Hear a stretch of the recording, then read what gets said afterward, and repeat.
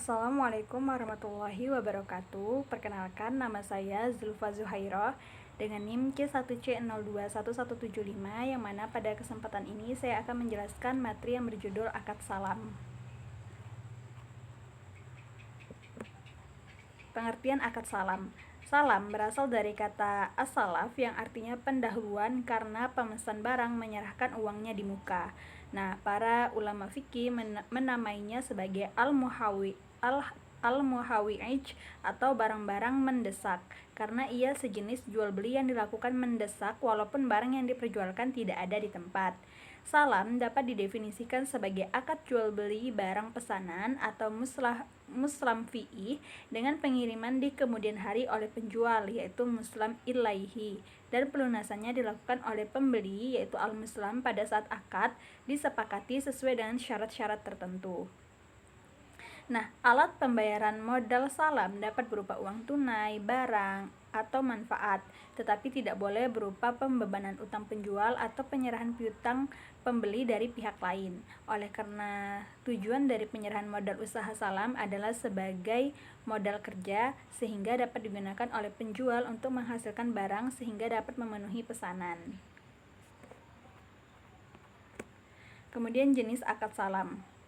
Nah, jenis akad salam itu ada dua. Yang pertama ada salam biasa, yaitu transaksi jual beli di mana barang yang diperjualkan belum ada ketika transaksi dilakukan dan pembeli melakukan pembayaran di muka, sedangkan penyerahan barang baru dilakukan di kemudian hari. Skema akad ini sebagai berikut, yaitu pembeli dan penjual menyepakati akad salam, lalu pembeli membayar kepada penjual dan penjual pun menyerahkan barangnya. Nah, yang kedua ada salam paralel yang artinya melaksanakan dua transaksi salam, yaitu antara pemesanan pembeli dan penjual serta antara penjual dengan pemasok atau supplier atau pihak ketiga lainnya. Hal ini terjadi ketika penjual tidak memiliki barang pesanan dan memesan kepada pihak lain untuk menyediakan barang pesanan tersebut.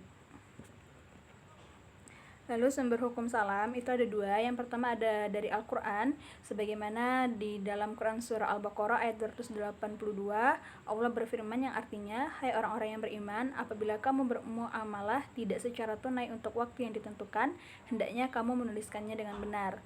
Lalu ada juga dari Quran surah Al-Maidah ayat 1 yang artinya, "Hai orang-orang yang beriman, penuhilah akad-akad itu." Nah, yang kedua ada sumber dari As-Sunnah, yaitu barang siapa melakukan salam, hendaknya ia melakukan dengan takaran yang jelas dan timbangan yang jelas pula untuk jangka waktu yang diketahui. Hadis riwayat Bukhari Muslim. Lalu ada rukun akad salam, ada tiga. Yang pertama pelaku. Pelaku ini terdiri atas penjual atau biasa disebut dengan istilah muslam ilahi dan pembeli atau al-muslam. Lalu ada objek akad, yaitu berupa barang yang akan diserahkan oleh muslam fikih dan modal saham atau ra'su ma'al salam. Nah, yang ketiga ada ijab kabul atau serah terima. Nah, berakhirnya akad salam itu dikarenakan 5 hal. Yang pertama, barang yang dipesan tidak ada pada waktu yang ditentukan.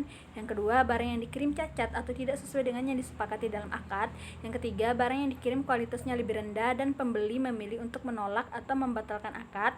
Yang keempat, barang yang dikirim kualitasnya tidak sesuai akad tetapi pembeli menerimanya.